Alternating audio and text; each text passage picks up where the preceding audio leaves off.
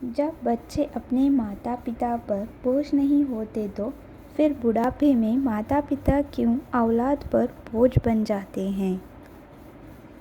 एक बार एक बेटा अपने बूढ़े और कमज़ोर पिता को कंधे पर बिठाकर नदी की ओर जा रहा था।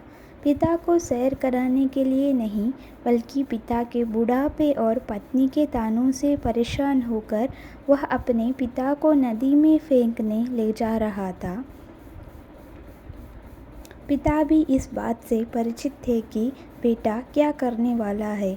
जब नदी का किनारा आया तो उसने अपने पिता को कंधे से नीचे उतार दिया।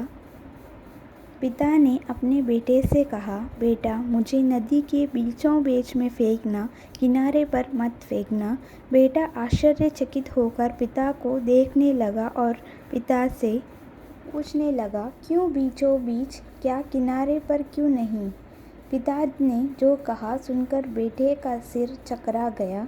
मैंने भी अपने पिता को नदी की बीचों बीच में फेंका था।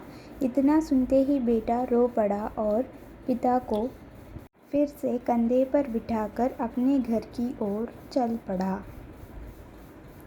कि मेरे पिता ने अपने पिता को नदी में फेंका था, इसलिए मैं भी उनको नदी में फेंकने आ गया और आज अगर मैं उनको नदी में फेंक दूंगा तो कल मेरा बेटा भी मुझे नदी में फेंक देगा। यह कहानी काल्पनिक ज़रूर है, लेकिन शिक्षाप्रद है कि हम जैसा बीज बोएंगे वैसा ही फल काटेंगे। जैसे करनी वैसी भरनी। माता पिता बोझ नहीं होते, बल्कि बच्चे उन्हें बोझ समझते हैं। माता पिता की आज्ञा का पालन करें और उनकी खूब सेवा करें। माता पिता का मूल्य हमें तब समझ में आता है जब वह इस दुनिया से चले जाते हैं। याद रखना, माता पिता के चरणों में स्वर्ग है।